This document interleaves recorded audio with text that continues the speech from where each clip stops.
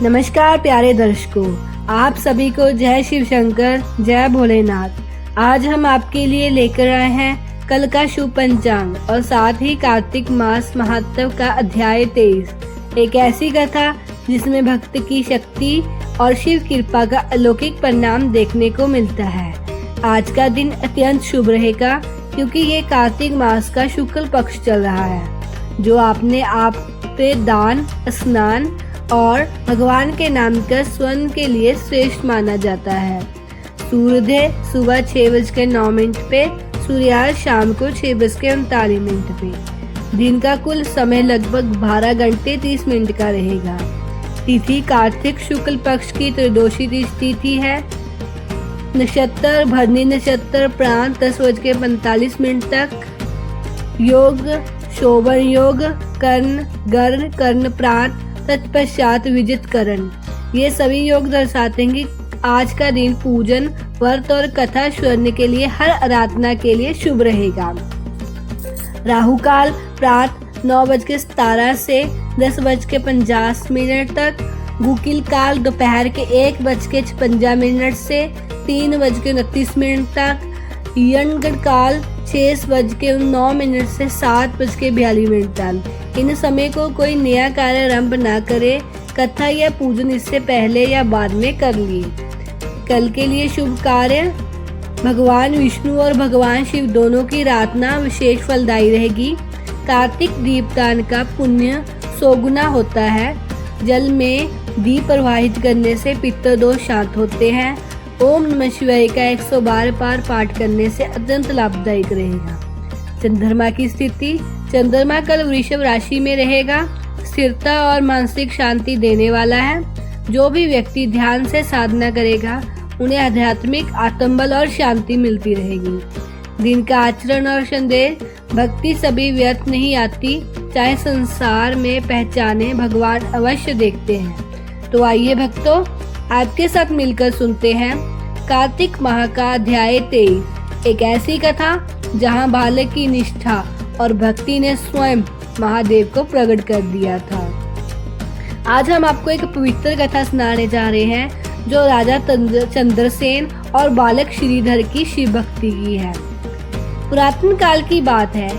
अवतरा नगरी में, जिसे राज की सबसे उज्जवनी कहते थे, वहाँ एक प्रकर्मी और धर्मप्रिय राजा चंद्रसेन राज्य करते थे।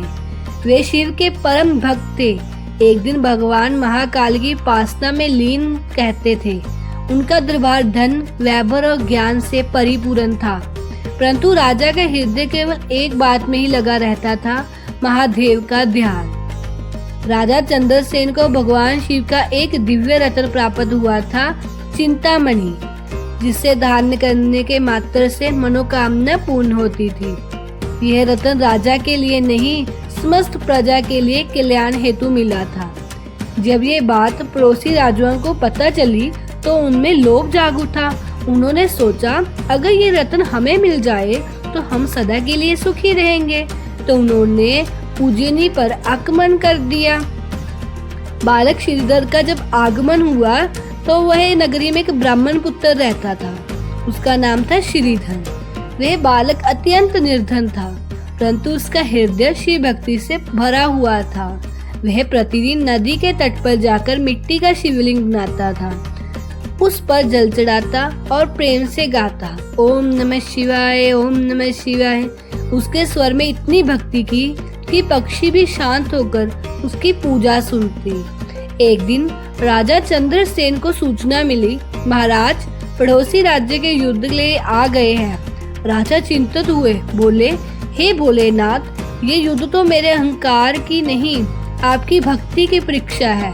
उसी रात बालक श्रीधर भी अपने छोटे से घर में भगवान से प्रार्थना कर रहा था, हे महादेव, मेरा राजा भक्त है, उसका अपमान ना होने देना। जब सारी नगरी भयभीत थी, तभी अर्धरात्रि में बालक श्रीधर के सामने एक तेजस्वी प्रकाश प्रकट हुआ। वह प्रकाश बढ़ता गया और उसमें से प्रकट हुए स्वयं महादेव, शिव और माता पार्वती। बालक ने दोनों हाथों से आंसुओं को बकेहा, प्रभु मैं तो एक बालक हूँ, मेरे राजा की रक्षा कीजिए। भगवान मुस्कुराए, वत्स, तेरा प्रेम हमें खींच लाया है, अब युद्ध नहीं चमत्कार होगा। अगले दिन जब शत्रु सेना उज्जैनी पहुंचे तो नगर के द्वार पर अचानक एक विशाल लिंग प्रकट हो गया जो प्रकाश में जल रहा था। शत्रु सेना के रथ वहीं रुक गए, उनके साथ के अस्त्र शस्त्र गिर गए। आकाशवाणी हुई, जो राजा शिव भक्त है उसका कोई बाल भी बांका नहीं कर सकता। शत्रु भयभीत होकर भाग निकले। राजा चंद्रसेन ने भगवान का ध्यान किया और देखा बालक श्रीधर के घर से एक दिव्य ज्योति आकाश में जा रही है। राजा स्वयं वहां पहुंचे और देखा वह मिट्टी का शिवलिंग अब स्वयं भू बलेश्वर ज्योतिर्लिंग बन चुका है। भगवान बोले, राजन, इस बालक की भक्ति ने मुझे प्रकट किया है, इसका नाम युगों युगों तक रहेगा। राजा ने वही मंदिर बनवाया जो आज बालेश्वर महादेव मंदिर के नाम से प्रसिद्ध है। महर्षि व्यास कहते हैं, जो व्यक्ति कार्तिक मास में इस कथा का श्रवण करता है वे अपने जीवन के सभी संकटों से मुक्ति पाता है। बालक श्रीधर की तरह जो हृदय में ओम नमः शिवाय का जाप करता है उसके घर में सदैव सुख शांति बनी रहती है। प्रिय भक्तों, भक्ति से उम्र नहीं देखी जाती। राजा चंद्रसेन की भक्ति राजसी थी, परंतु श्रीधर की भक्ति निष्कपट और निर्मल थी, और वही निर्मल भक्ति भगवान को सबसे प्रिय होती है। भक्ति वही सच्ची है जिसमें दिखावा नहीं, केवल प्रेम और समर्पण है। जो भी इस कथा को कार्तिक मास में सुनता या सुनाता है उसे भगवान शिव स्वयं आशीर्वाद देते हैं। ऐसे भक्त के घर में कभी दरिद्रता, भय, रोग का वास नहीं होता। हर हर महादेव, ओम नमः शिवाय। प्रिय भक्तों, ये थी कार्तिक मास की अध्याय 23 के पवित्र कथा, जिसमें हमने देखा कि कैसे बालक श्रीधर की भक्ति से भगवान स्वयं प्रकट हुए। कल का पंचांग जानने के लिए हमें सब्सक्राइब कीजिए ताकि आपके दिन की शुरुआत शुभ हो। इस कथा को अंत तक सुनने वाले सभी भक्तों पर भोलेनाथ की कृपा सदा बनी रहे। जय शिव शंकर, जय भोलेनाथ। अपने दोस्तों जनों को ये वीडियो जरूर भेजें ताकि वो भी इस पुण्य का पाठ का भाग्य हो सके। धन्यवाद।